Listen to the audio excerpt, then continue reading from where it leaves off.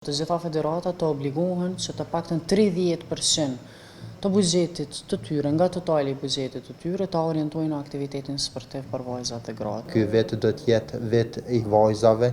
Pas rezultatet të drejtanishme, ish dash me pas ndrysh. Ish dash 70% buxhetit me pas femrat e nja 30 mashkujt. Presim që të shohim trajnere të cilave u krijon mundësitë që të ngrisin kapacitetet e tyre.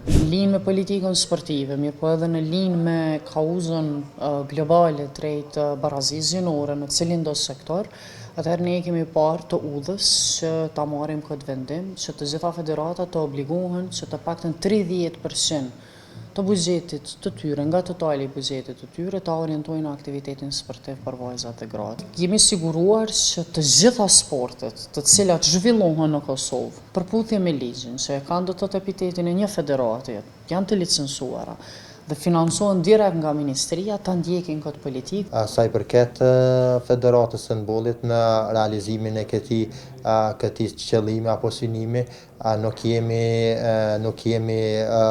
në gjendje të jemi në gjendje shumë të mirë sa i përket barazisë gjinore, duke përfshirë prezencën e anëtarëve të bordit në bord, po ashtu edhe vajzave të cilat merren me sportin e handbollit, ku për ditën e gruas Federata Evropiane kanë nxjerrur statistikat nga sistemi elektronik të cilin e menaxhohet nga Federata e handbollit, dhe se 48% të regjistruarve personave aktiv janë vajza. Gjithashtu në kuadër të kësaj mund të them se aktivitetet e vajzave këtë edicion ka qenë më i madh se i djemve. Ky vit do të jetë vit i vajzave, duke marrë parasysh se në muajin prill kombëtarja jonë do të bën pjesë në nivelin më të lartë të kualifikohet për kampionatin botror, ku do të ndeshet me superfuqinë botrore suedin. Është një rekomandim shumë i mirë i MKRS-s në këtë drejtim, për shkak se një pjesë e federatave ndoshta duhet me shty projektet e vajzave përpara pak. Mirë, por një pjesë e federatave vetë se këto standarde i kemi të arritura dhe më herët.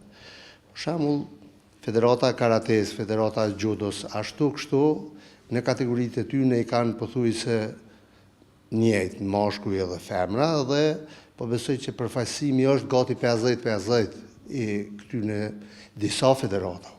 Sa i përket pjesës së 30%-shit, është bë një punë shumë e mirë në avancimin e sportit të femrave në Kosovë. Ka vend sa dush që ato mjete me kanalizu në atë mënyrë dhe atë formë që me të vërtet femrat të zhvillohet, sepse na në bazë të rezultateve të drejtanishme ish dash me pas ndrysh. Ish dash 70% buxhetit me pas femrat e nja 30 mashkujt, po flas për rezultate ndërkombëtare, sepse 70% të rezultateve elitare i kem nga femrat, 30 i kem nga mashkujt. Kjo tash mbetet në linjë të organizatave sportive, të cilat me strategjinë e re shtetnore, mirë po edhe me ligjin e ri të sportit obligohen që planet e tyre të aktiviteteve t'i kenë në linjë me strategjinë shtetnore.